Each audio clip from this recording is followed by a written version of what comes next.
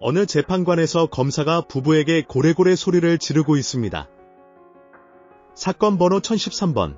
A씨 부부의 악성 민원 및 아동학대 사건을 심리합니다. 존경하는 판사님, 이 사건은 그야말로 희대의 막장 드라마입니다. A씨 부부는 자녀 보호를 명분으로 1013건이 넘는 민원을 남발하며 학교, 금융기관, 심지어 언론까지 뒤흔들었습니다. 그 민원 내용이 정확히 무엇이었습니까? 학교에서는 자녀가 성추행을 당했다고 주장하며 끊임없이 교사들을 괴롭혔고, 합기도 학원에서는 자녀의 급수를 부당하게 낮췄다는 이유로 대회를 취소시키기까지 했습니다. 이들의 민원은 허위였고, 심지어 자녀가 골수암에 걸렸다는 거짓말을 하며 헌혈증을 편취했습니다.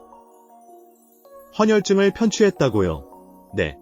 그리고 더 끔찍한 사실은 이 부부가 자녀에게 허위 진술을 강요하고 유서를 쓰게 했다는 점입니다. 안녕하세요. 고감 꼼꼼쌤입니다. 레드카드 사건은 명함도 못 내미는 역대급 막장 이슈 사건입니다. 제주도에서 수년간 이어진 악성 민원 사건은 한 부부의 비정상적 행위로 교육계를 비롯한 여러 사회적 기관에 깊은 상처를 남겼다. A씨와 B씨 부부는 교육기관뿐만 아니라 금융, 언론기관까지 총 1013건 이상의 민원을 제기하며 다수의 피해자를 양산했다. 2009년부터 민원을 남발해온 A씨는 특히 자녀가 다니는 학교를 주 타겟으로 삼았다.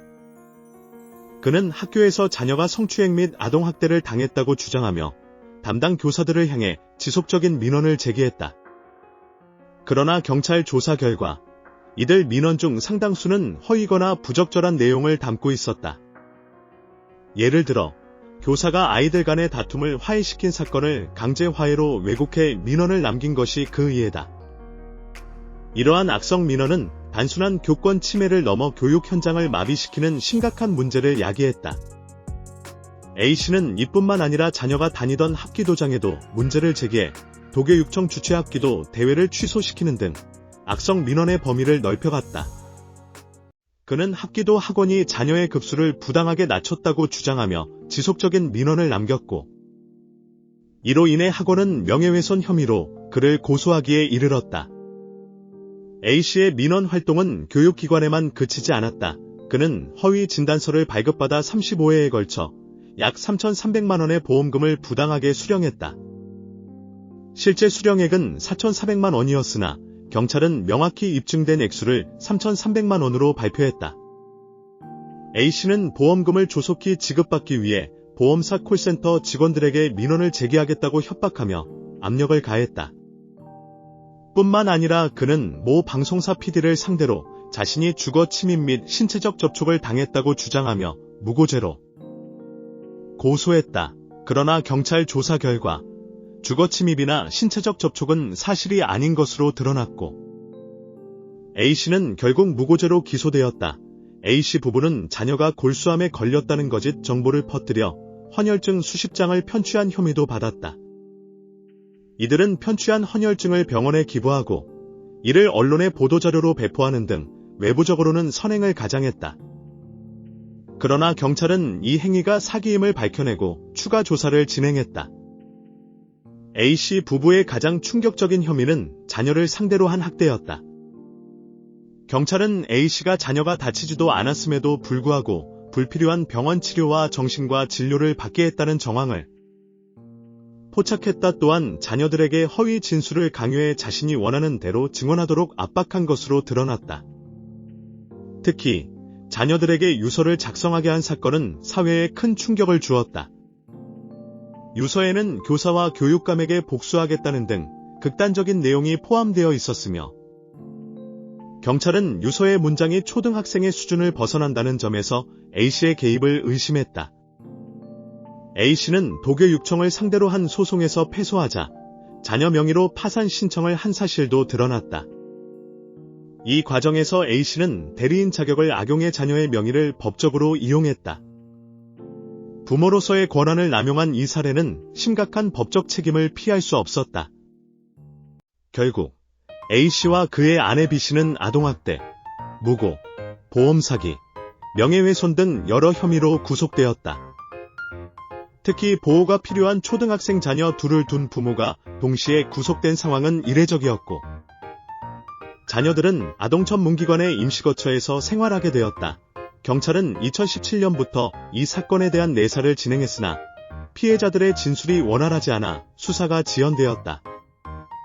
이 사건은 공공기관이 악성 민원에 소극적으로 대응할 수밖에 없는 구조적 문제를 악용한 사례로 주목받고 있다. 민원을 남발하는 부부의 행위로 인해 다수의 교사, 공무원, 금융기관 직원 등 다양한 직종의 종사자들이 피해를 입었고, 이는 심각한 행정력 낭비를 초래했다. 경찰은 이번 사건을 통해 공공기관을 대상으로 한 허위 민원이나 무고죄에 대한 경각심을 높일 필요가 있다고 강조했다. 특히 피해자들이 허위 사실을 인지했을 경우 경찰에 적극적으로 신고하거나 고소장을 작성하는 것이 중요하다고 당부했다. 일단 허위 사실이라고 판단되면 즉시 대응해야 한다는 경찰 관계자의 조언은 앞으로 유사한 사건을 예방하기 위한 중요한 경고로 받아들여졌다. 이 사건은 단순히 악성 민원의 문제를 넘어 공공기관과 사회적 시스템의 허점을 악용해 사익을 취하려는 행위가 얼마나 큰 사회적 피해를 초래할 수 있는지를 여실히 보여주었다. 특히 교육 현장에서 벌어진 이 사건은 교사와 학생 모두에게 심각한 스트레스를 안겨주었으며, 그 피해는 제주도라는 지역적 범위를 넘어 전국적으로 확산되었다.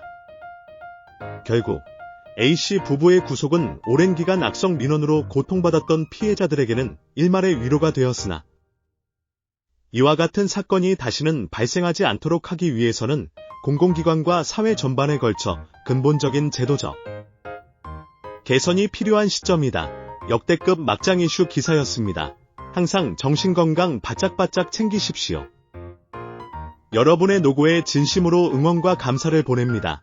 좋은 사연 있으시면 메일로 언제든 보내주세요. 사연 채택된 분들께 커피 쿠폰 보내드리겠습니다. 고감 꼼꼼샘이었습니다. 아디오스.